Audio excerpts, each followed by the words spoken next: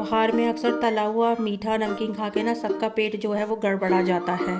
तो क्यों ना पहले से ही एक ऐसा पानी हम बना के रखें जो हमारा पेट अगर गड़बड़ाए तो उसे पीने से हमारा पेट जो है वो बिल्कुल ठीक हो जाए, हमारे पेट की बदहज़मी जो है वो बिल्कुल ठीक हो जाए। तो ऐसा ही पानी आज हम बनाने वाले हैं जो मिनटों में बनेगा हमारा पानी, और आपकी पेट में जो भी परेशानी होगी ना उस होली वाले दिन उस सबको दूर कर देगा, और आप अपना जो होली का त्यौहार है वो अच्छे से इंजॉय कर पाएंगे। तो चलिए देखते हैं कैसे इसे बनाना है। तो यहाँ पे मैंने कांच की बोट ली है, ये पानी कांच की बोट में ही बनेगा। उस बोट में मैंने 1 लीटर पानी ले लिया है। पानी लेने के बाद ये नॉर्मल मैंने पानी लिया है, बिल्कुल रूम टेम्परेचर का पानी लिया है। उसके बाद हम इसमें 1.5 चम्मच नमक डाल देंगे। उसके बाद हम इसमें जो है 1/4 टीस्पून हल्दी डाल देंगे, बहुत अच्छा कलर आएगा इससे हमारे पानी में। और उसके बाद फिर मैं इसमें 1/4 टीस्पून ही देगी मिर्च और 1/4 टीस्पून ही नॉर्मल लाल मिर्च का पाउडर जो है वो मिक्स कर दूंगी।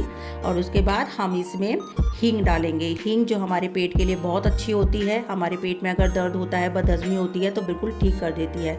तो 1/4 टीस्पून मैंने इसमें हींग डाल दी है। और फिर उसके बाद ये मैंने राई ली है, नॉर्मल जो काली राई आती है वो ली है मैंने इसको, और मिक्सी में दरदरा पीस लिया है। और 2.5 चम्मच जो है मैं ये राई डाल दूंगी इसमें।